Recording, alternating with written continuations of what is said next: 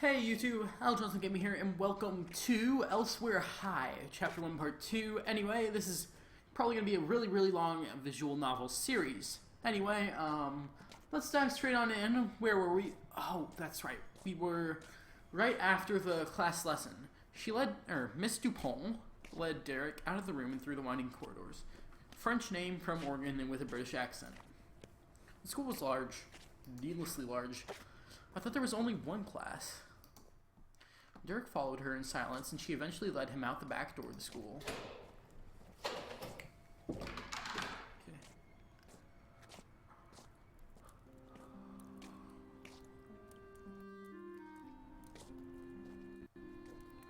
Here we are. It might take you some time to navigate the campus, but here's the rear entrance. It's the closest entrance to your dormitory. She pointed towards a gray building in the distance. Shall we? There was a low silence. So, how was it? Your first day of class? I hope I didn't disappoint. Oh no, it was good. Miss Dupont let out a soft chuckle. Well, I'm glad. Her voice hardened. I'm sure everything must seem so uncertain. There must be so many questions that you'd like to be answered. From my experience with students so far, it often takes me some time for those questions to bubble up. But I make sure that I tell each and every one of my students that if they ever have questions, I'm here to answer them to the best of my ability. So of course you always have the same opportunity. Thank you. Is there anything you'd like to ask now? Okay, I can either... So here's two choices. I can either ask, when will my stuff come, or why is the school so big? I think the school is big because they're expecting more students, because troublesome students, they're abundant. I mean, teenagers with hormones, stuff like that. So, when will my stuff come? Yeah, actually, when will I get my stuff? Soon. Everything we are doing here is a test run. You guys are guinea pigs. Right now, we are doing mandatory screenings of all personal belongings. This is for overall safety, of course. It shouldn't take more than a few days. What is it? He didn't respond. Miss Dupont was approachable. He felt a genuine comfort when he spoke to her. And yet, he wondered if this comfort ran no deeper than a smooth, amiable voice. Perhaps he found no comfort in her disposition at all. He offered some time away to silence. I feel full here. Derek continued with his head down and his hands in his pockets. Of course I always felt a sense of fulfillment from teaching, but it is amplified here. I care more about this group of students than any other before it. I'm sure many teachers would think of this opportunity as a nightmare, but on paper you guys are a hard sell. She tried to laugh away her jab, but it hit Derek the wrong way. But I've never had the pleasure of teaching such a vibrant group. I look forward to your observations and energy each day. I know that we don't know each other yet, but thank you for your input and yourself. I hope that what I'm doing here is at least empowering you all. So thank you, Derek. You are noticed and you are of worth. He wasn't sure how to respond, so he didn't. Through the thick curtain of constant unease, Derek at least felt safe in saying nothing. I have to admit, Miss Dupont, either her or Sophie, they're my two favorite characters right now, so far. They had arrived at the entrance of the dorms, and Miss Dupont began shuffling through the pouch that she carried, quickly producing a plastic card from it. She handed it to Derek. An extra layer of security. There's no one on campus outside of those in your class and myself. The founders will show up infrequently. In any case, this is a key card for the dorm rooms. You know, just taking it aside for a moment, I wonder if the founders will show up in this chapter or the next chapter. Once I get it. Anyway, it is programmed to open the front door as well as your room. Quite fascinating, isn't it? Yeah. She laughed. Oh, I'm sure something like this is nothing to a young guy like you. It's quite incredible, though. She scanned the card and held the door for him. So yes, please, do not misplace the card or swap cards with other students. It is for your room alone.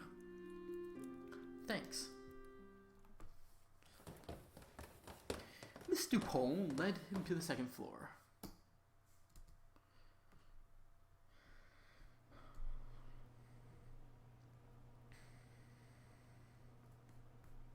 Well, this is it. I know it doesn't seem like much, but please make the best of it. It might be difficult to see right now, but this is such a great opportunity for you guys. Anyways, I'll let you get settled. This is your room here. She motioned to the door on their left and gave him a small smile. Is there anything else you need? I think I'm okay. Right. Well, the rest of the day is yours, Derek. It was a pleasure to meet you. I look forward to getting to know you. Thanks. She righted herself and made her exit. Derek looked around the hallway and sighed. It was sad and gray. Everything is gray. There's a surging wave of melancholy that pulsed through the dorm like a gas. It gripped Derek's throat and tightened it. I've got you now. Shaking his head roughly, Derek inserted his keycard into the door and pushed it open.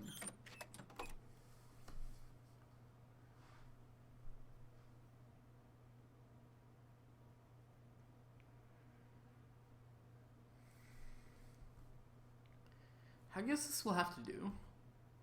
He wasn't sure why he had expected to find solace in the room.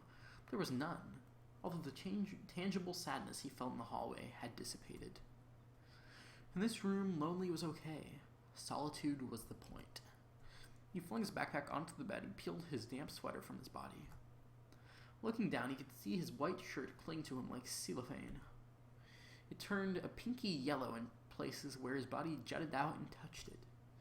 He crossed his arms at his waist, grabbed his shirt at the bottom, and rolled it up his body, jostling his head through the fabric.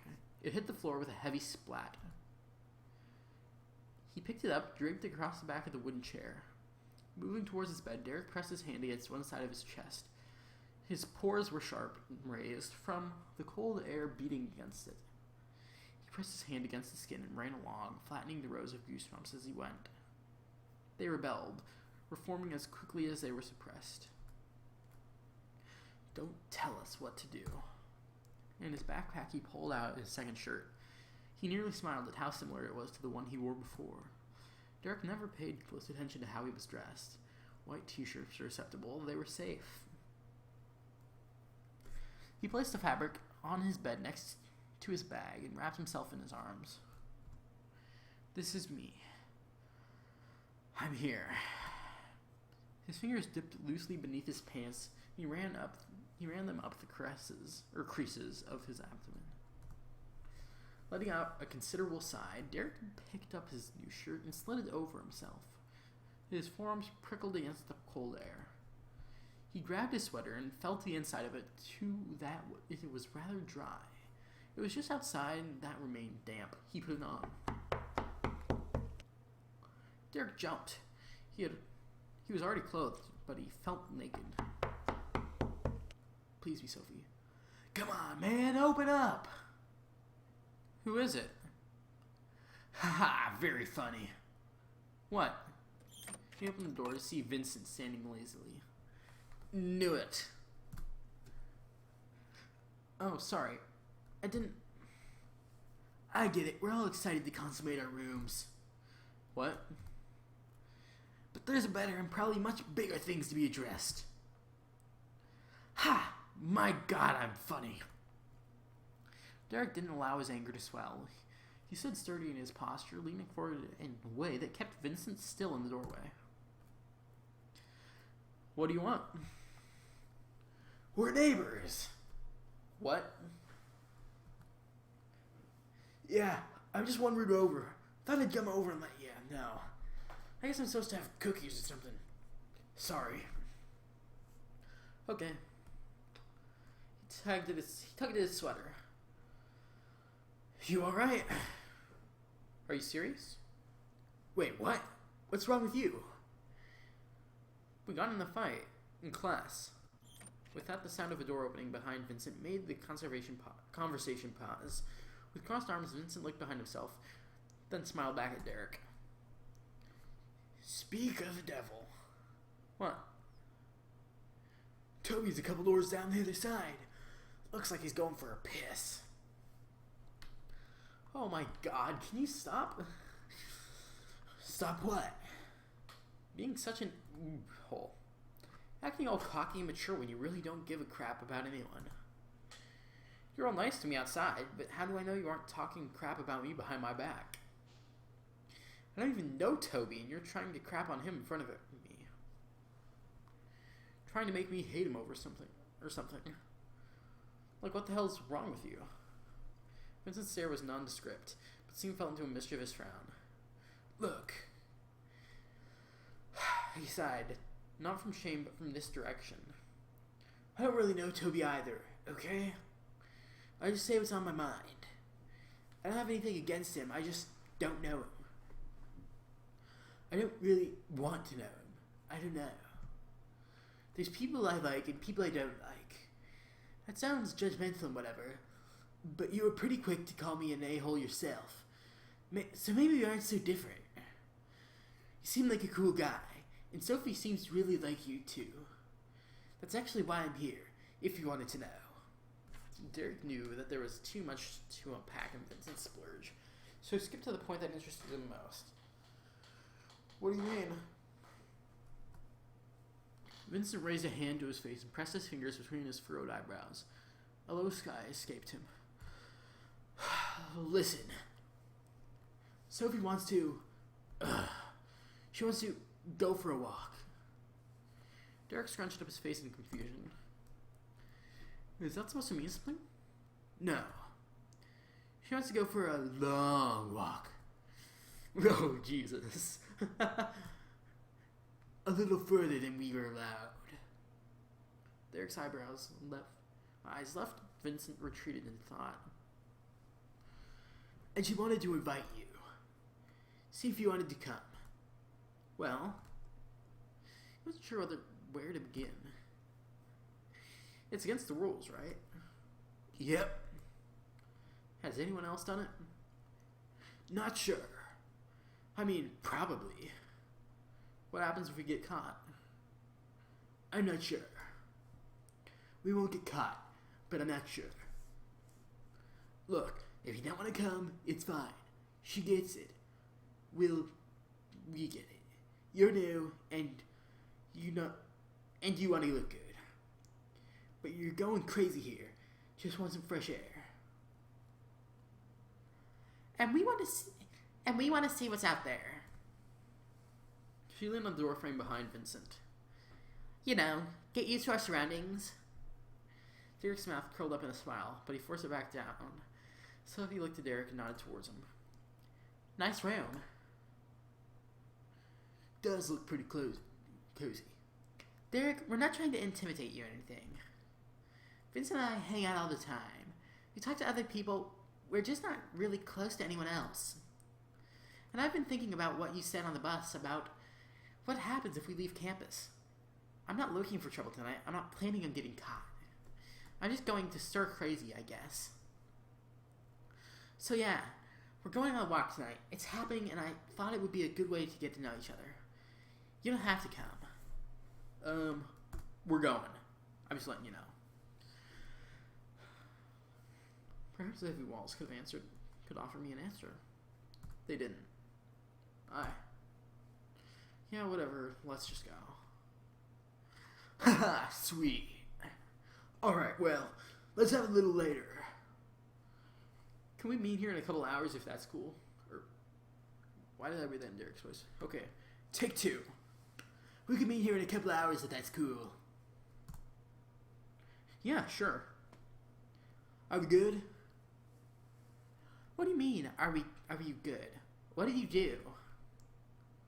Whatever. I'm not going to hold on to anything. Vincent, what did you do? With Sophie's voice growing angry, the conversation was interrupted by the loud latching of a door. Vincent turned and looked over his shoulder. Was it Toby? Yeah. Sophie, can we invite Toby? What? No. Derek's eyes shrank in confused anger. They sat on Sophie. Toby can't come. He can't know either. Look, we're breaking the rules in the smallest way possible. This isn't exactly a high-risk adventure. But I don't really know Toby. I don't know what he'd have to say about it. Yeah. Derek scoffed at him. I'm just saying she's right. Whatever. Fine. Let's just meet here whenever you guys are ready. Sounds good. See ya. The two left Derek's doorway, and they could hear muffled chatter echo through the concrete hallway. Quietly, Derek turned and sat down on the small chair. He felt so much like it. Tiny. Unimportant. He stared at the wall. It drew him closer with his comforting quiet.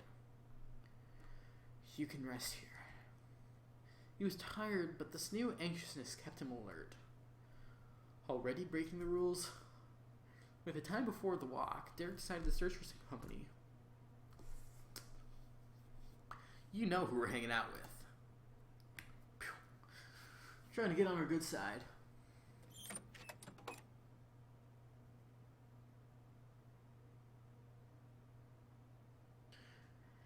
Just want to hang before we go? Yeah, I guess so. What were you up to? Just doing some homework. Dupont doesn't really assign much, so it's not too bad. Nice.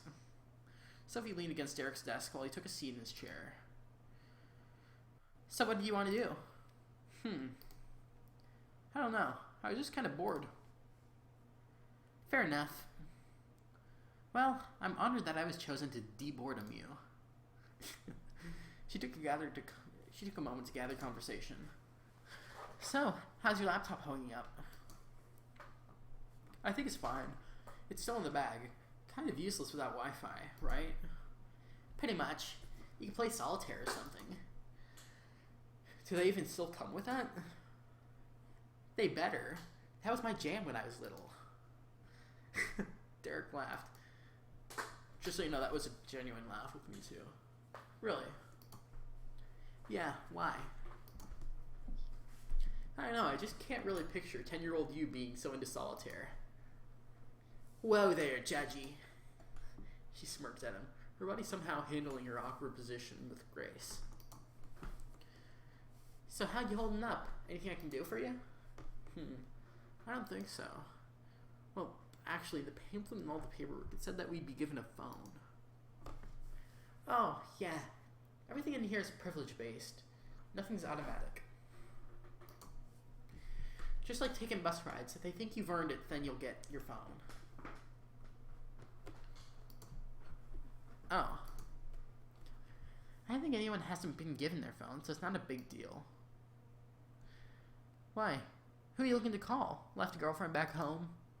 Nah. Parents? Huh. They'd probably love it if they never heard from me again. That's probably not true. Derek looked up to Sophie with a confident stare that washed the room in a brief silence. And what about you? What about your parents? What were they like? They were fine. That's it? I don't know. They were normal. Nothing to report, really. Okay. She got the feeling she didn't want to talk about it. Sophie picked herself up and gestured to the wall the opposite of them. Got a lot of blank space here. Derek swiveled around in his chair. What do you mean? She perked right up and approached the wall with open arms. Exactly.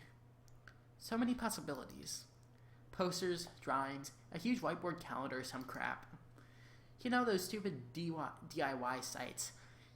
You could get all crafty and customize your wall. Just fill it up with mason jars. Mason jars? Yeah, don't you know? If you want to be crafty, you have to use mason jars. Derek pushed out a breathy laugh. Rustic, mason jars. Hipster, mason jars. Chic, mason jars. They're going to take over, I swear. The mason jar apocalypse. 2017. Market. Biatch. On the whiteboard calendar. I can't do a combination voice there. I can't do it, I'm sorry.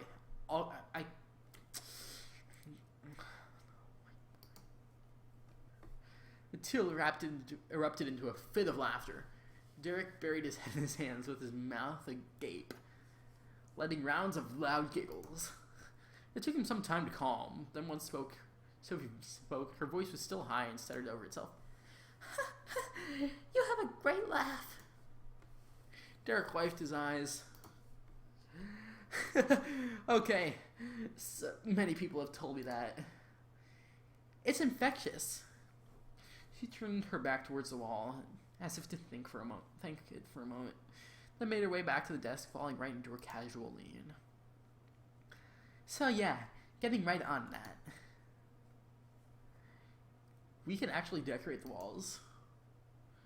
Sticky tack or masking tape only, but yes. Alright, I'll think about it. Sophie let out a small sigh. Thanks for asking me to come. I needed a laugh. Yeah, for sure. You still good for later? Yeah. If you knock and I don't answer, just knock louder. I haven't slept in a while, so. You kicking me out?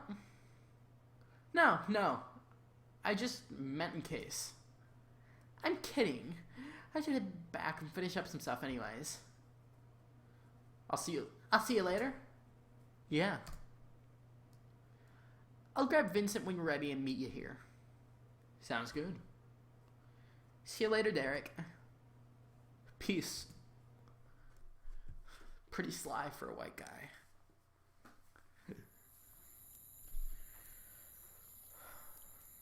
Alright, so you know what, guys? I'm going to make this a little bit of shorter episode since last episode was really long. So I'm just going to leave it off here.